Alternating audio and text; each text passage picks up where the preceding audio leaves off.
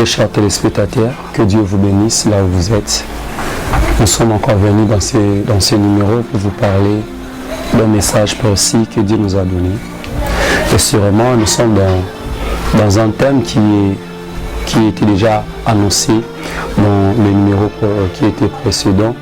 Nous allons parler aujourd'hui sur une maison bâtie sur les rocs. Une maison bâtie sur les rocs, le texte de base que nous allons parler. Nous sommes sur l'évangile selon Luc, dans son chapitre 6e. Nous allons commencer par les 47e versets et puis descendre. La Bible dit: je vous montrerai qui est semblable à tout homme qui vient à moi et qui entend mes paroles et les met en pratique. Il est semblable à un homme qui bâtit sa maison, qui a fouillé et creusé profondément et a mis les fondements sur les rocs. Les inondations étant survenues, le fleuve s'est jeté contre cette maison sans pouvoir l'embraler. Mais celui qui l'a entendu et n'a pas mis en pratique est semblable à un homme qui a bâti une maison sur la terre, sans fondement, et le fleuve s'est jeté avec violence contre elle, et aussitôt elle est tombée et la ruine de cette maison a été grande. Bien-aimés, il s'agit de deux constructeurs que la Bible est en train de parler dans cet évangile. Sûrement, c'était la parole de Jésus. Jésus qui avait donné une révélation qui illustrait deux personnes qui bâtissaient la maison. Et là, nous allons nous poser des questions. Il s'agissait de quelles personnes qui ont bâti leur maison. Mais cette maison était d'autre part sur le sable et d'autre part sur les rocs. Bien sûr, la première personne qui a bâti sa maison nous parle sur les rocs. Mais j'aimerais d'abord commencer par la deuxième personne, qui est Jésus qui s'était en train de parler.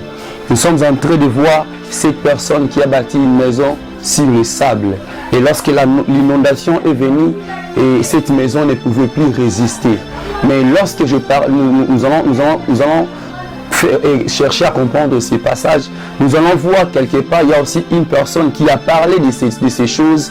S'il s'agit de Paul. Paul va nous dire que non, il y avait deux constructeurs, mais ces deux constructeurs étaient dans une seule maison. Il parlait de Moïse et de Jésus. Dans le livre des Hébreux, chapitre 8. J'aimerais nous dire, lorsque les constructeurs bâtit la maison, la première des choses à faire, c'est d'abord de poser les fondements. Parce que les fondements ou la fondation, c'est la chose qui ferait que la maison puisse durer, même s'il y aura la tentation. Mais ces premiers constructeurs n'avaient pas eu égard à construire sa maison sur la fondation.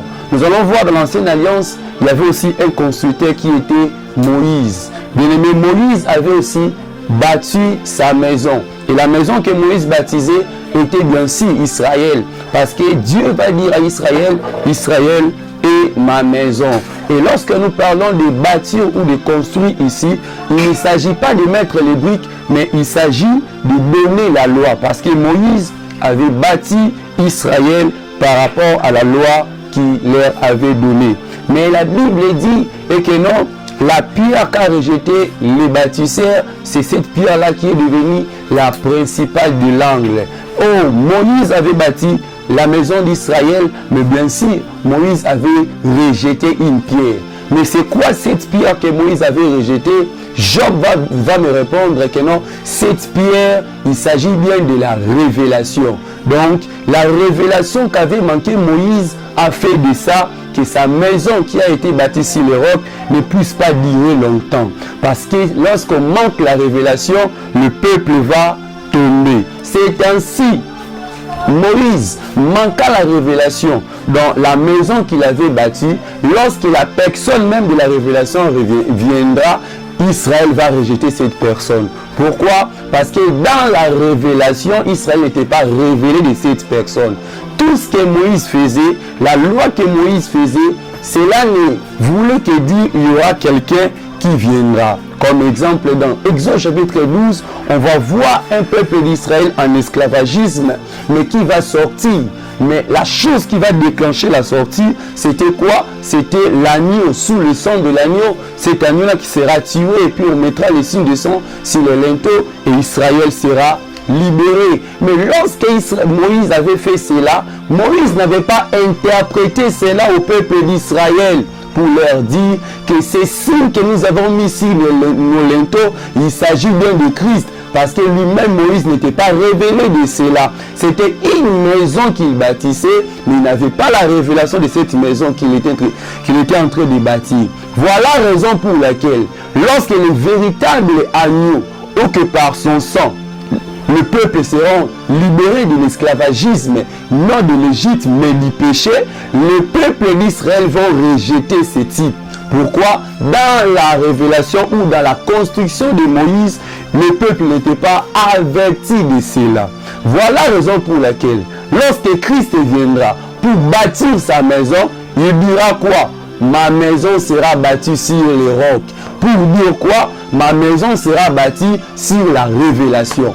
Mon frère, ma soeur, ce matin, c'est pour toi une bonne occasion de te dire que l'église n'est pas bâtie sur quoi que ce soit. L'église est bâtie sur la révélation, parce que Pierre va dire à Christ Dieu, le Fils de Dieu, et Jésus va dire, ce n'est ni le sang ni la chair, mais c'est l'Esprit de Dieu sur toi. Donc l'église est bâtie sur la révélation de la personne de Christ. Ce matin, de loin que tu es, partout que tu sois, j'aimerais te dire, c'est la révélation de Christ qui te fera affermir, peu importe le mouvement qui viendra. Nous sommes dans ces derniers temps, nous sommes dans ces temps derniers où que l'Église doit avoir la révélation de Christ. L'Église doit savoir qui est Jésus, pourquoi Jésus et qu'est-ce que Jésus est venu faire dans son Église. Jésus a trouvé des synagogues, Jésus a trouvé des temples, mais il n'a pas dit je dois m'associer à eux, il a dit je bâtirai mon Église. L'Église bâtie par Christ est une Église posée sur la révélation de ce que lui-même est, la révélation de ce que nous avons de lui.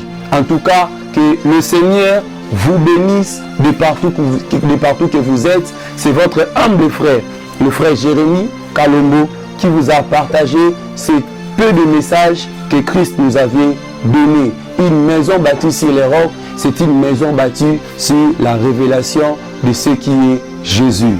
Que le Seigneur vous bénisse et bonne suite du programme.